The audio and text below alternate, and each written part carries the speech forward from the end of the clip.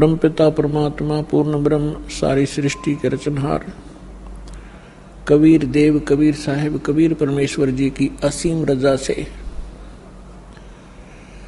आप सभी पुण्यात्माएं परमात्मा की महिमा को सुनने के लिए उपस्थित हुए।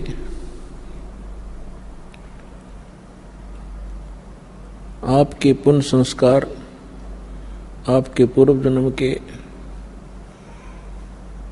शुभ कर्म बहुत ही अधिक हैं, अत्यधिक हैं, तभी आपको परमात्मा की शरण मिली है और ऐसे समय में आपका मानव शरीर है। ऐसे समय में परमात्मा ने यह समय पहले निर्धारित कर दिया था कि जिस समय 5500 वर्ष कलयुग बीत जाएगा तब मैं अपना एक दास भेजूंगा। वैसे तो परमात्मा ने कहा है कि मैं स्वयं आऊंगा।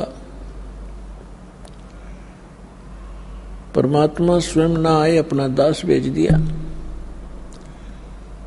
प्रधानमंत्री स्वयं ना आवे हिसार में अपना कोई रिप्रेजेंटेटिव भेज दे तो एक का बात समझनी चाहिए, उसमें और प्रधानमंत्री में कोई अंतर नहीं होता। वो प्रधानमंत्री की सब पावर युक्त होता है और एक प्रांत को उस रिप्रेजेंटेटिव द्वारा मिलने वाली राहत पर्याप्त होती है। 600 वर्ष पहले परमात्मा ने अपनी प्यारी आत्मा धर्मदास जी को बताया था। पुण्यात्माओं, परमात्मा का विधान है कि वो अच्छी आत्माओं को मिलते हैं, उनको अपनी जानकारी देते हैं, अपने गवाह बनाते हैं। इस समय के लिए परमात्मा इस कलयुग के प्रारंभ में आए थे, प्रथम चरण में, और परमात्मा ने कलयुग को 3 चरणों में बांटा है।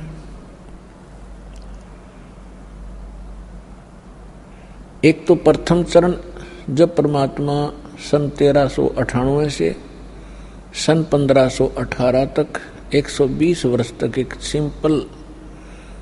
सिंपल मैन, सिंपल सिटीजन, आम नागरिक, साधारण नागरिक जैसा जीवन जी के उन्होंने हमारे लिए एक उदाहरण छोड़ा कि भक्तों, ये मेरी प्यारी आत्माओं, यदि आपने यहां से पीछा छुटवाना है तो यहां की सब बकवादों को सीमित कर देना, नहीं तो ये काल के, ये माया के चोज आपने असंख्यों बार किए हैं और ये आपको यहीं रख लेते हैं। और एक ये भी सिद्ध करना चाहा था परमात्मा ने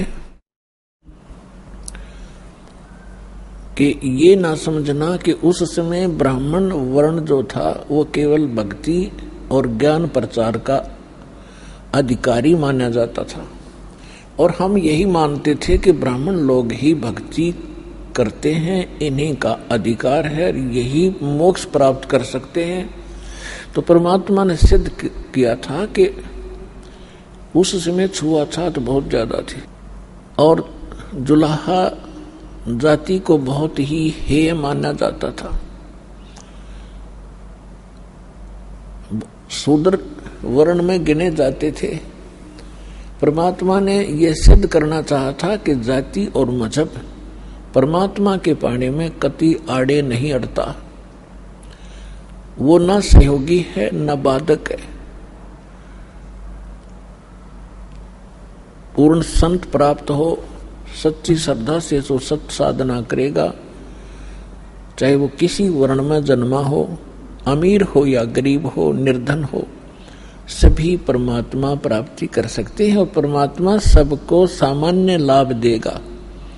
यदि राजा भक्ति कर रहा है और साथ में एक रंग कर रहा है, जब आध्यात्मिक सत्र का जो सहयोग होगा, परमात्मा दोनों को सामान्य देगा, कोई अंतर नहीं होगा। तो इसी प्रकार परमात्मा ने यह सिद्ध करना चाहा था कि टोटे में भक्ति करे सोए सही सपूत, ये मायाधारी मस्करे है न जाने कितने जालिए ऊत।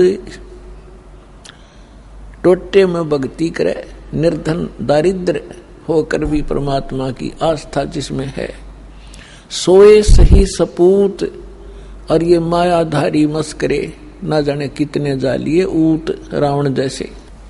और परमात्मा कहते हैं राजा हो भावे रंक हो, निर्धन हो या धनवान हो, इंसान हो, स्त्री या पुरुष हो, परमात्मा प्राप्ति कर सकता है यदि उसको सतगुरु मिल जाए।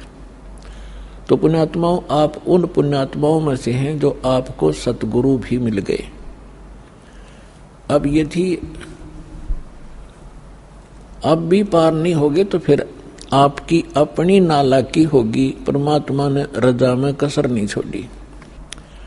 तो पुण्यात्माओं, ये समय बहुत पहले निर्धारित किया था परमेश्वर ने, और काल ने अपना जाल फैलाया था। जब कबीर परमेश्वर से धर्मदास जी ने पूछा कि हे दीनदयाल, आपने जो कथा सुनाई है सृष्टि रचना की, और इसको सुनकर तो ऐसा लगता है कि हम महाअपराधी और कमीने जीव हैं। हम भरी थाली का ठोकर मार के सुख सागर को छोड़ के इस गंदे तालाब में, इस ओछे जल में आ गिरे। आपके साथ हमने बहुत चीटिंग करी। हे दीनदयाल, आपने कैसे रहम किया हमारे ऊपर, आपने फिर भी संभाले।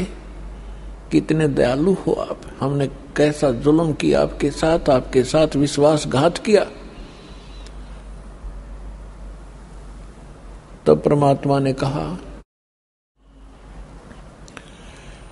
कि धर्मदास, माता पिता के पुत्र या पुत्री कितने निकम्मे हो जा, फिर भी वो चाहता है कि ये कभी सुधर जा और मेरे पास आ जाए तो मैं उनको सर्व लाभ दूं। अब ये सभी मेरी आत्मा है, मेरे से उत्पन्न है, मेरे शरीर से निकली है। परमात्मा ने अपने वचन से सभी की उत्पत्ति की है।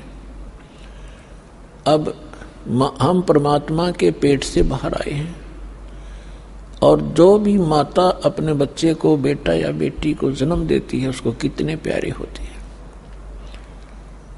दास ने देखा एक माई का पुत्र बिल्कुल जन्म से अपाहिज था, लाल गिरती रहती थी, ऐसे बांगा टेढ़ा मुख था, और वो माँ उसको इतना प्यार करती थी, लाड करती थी, उसकी लार धोके और चूमती थी, प्यार करती थी।